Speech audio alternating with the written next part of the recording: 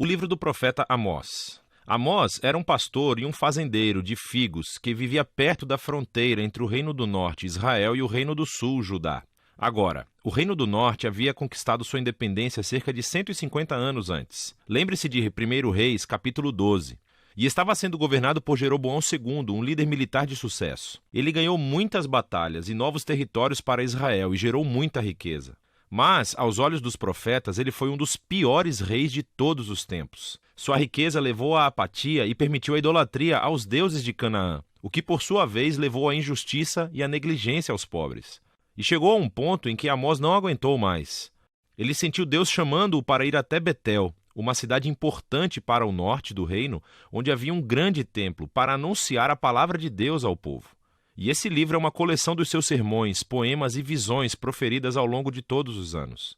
Eles foram compilados mais tarde para dar ao povo de Deus uma ideia da sua mensagem divina para o Reino do Norte, e é uma mensagem que ainda precisamos ouvir hoje. O livro tem um conceito bastante claro. Os capítulos 1 e 2 são uma série de mensagens para as nações e para Israel. Os capítulos de 3 a 6 são uma coleção de poemas que expressam a mensagem de Amós ao povo de Israel e aos seus líderes. E os capítulos 7 a 9 contêm uma série de visões que Amós teve e que descrevem o juízo que Deus irá trazer sobre Israel. Vamos nos aprofundar. O livro começa com uma série de poemas curtos que acusam todos os vizinhos de Israel de violência e injustiça. E isso é meio estranho porque a frase de abertura do livro dizia que Amós falaria contra Israel, mas veja como isso funciona. À medida que Amós nomeia todas as nações vizinhas, você pode olhar no mapa e observar que ele está criando um círculo. E quando ele termina, Israel está no centro, como um alvo na mira. E Amós desencadeia uma acusação poética a Israel que é 3 vezes mais longa e mais intensa do que qualquer outra. Ele acusa os ricos de Israel de ignorarem os pobres e permitirem graves injustiças no seu país. Especificamente, eles permitem que os pobres sejam vendidos em escravidão por dívida e, em seguida, negam representação jurídica para essas pessoas. E, Amós pergunta, é essa a família que uma vez foi negada a justiça e escravizada no Egito? A família que Deus resgatou da opressão e escravidão? A festa acabou, diz Amós. Deus não tolera mais suas atitudes. E então, a abertura da próxima sessão explica o porquê. Deus diz, eu escolhi você, Israel, dentre todas as famílias da terra. Isso é uma alusão a Gênesis 12, como Deus chamou a família de Abraão para se tornar a bênção de Deus para todas as nações. E então Deus diz, e é por isso que eu irei puni-los por todo o seu pecado. Israel tinha um grande chamado e uma grande responsabilidade. E o seu pecado e a sua rebelião trouxeram grandes consequências. Agora, essa sessão reúne muitos poemas de Amós e você verá alguns temas-chave repetidos várias vezes. Então, primeiro ele está constantemente expondo a hipocrisia religiosa dos ricos de Israel e dos seus líderes.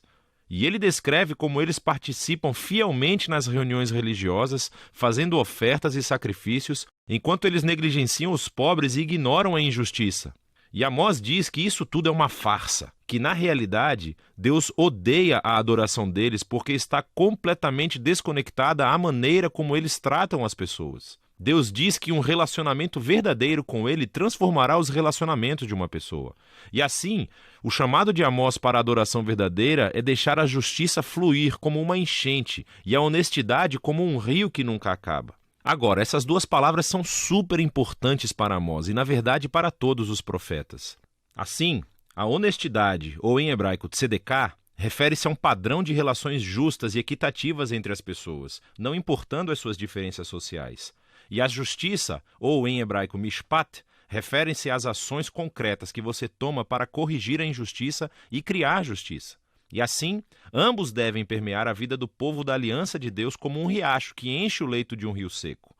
O próximo tema são as acusações repetidas de Amós sobre a idolatria de Israel. Lembre-se, quando o reino do norte se separou do reino do sul de Judá, o seu rei constituiu 2 novos templos para rivalizar com o de Salomão em Jerusalém. E ele colocou um bezerro de ouro em cada um deles. Lembre-se de 1 Reis, capítulo 12.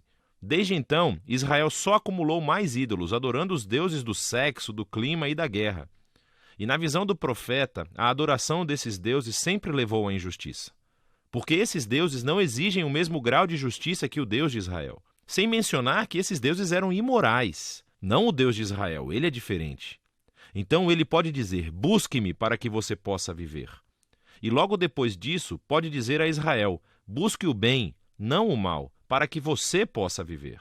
Então, a verdadeira adoração ao Deus Criador de Israel é sinônimo com fazer o bem, com generosidade e com justiça.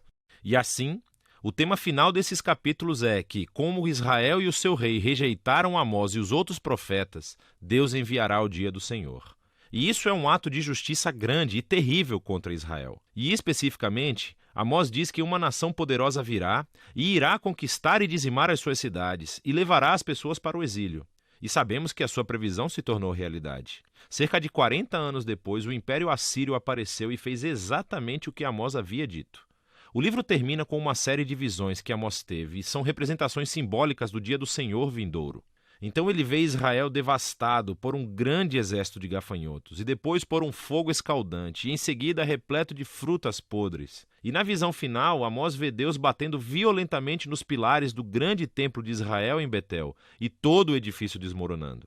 É uma imagem da justiça de Deus sobre os líderes e os deuses de Israel, que o seu fim chegou. Mas, de repente, no último parágrafo, temos um vislumbre de esperança. Ele pega nessa imagem de Israel como um prédio destruído.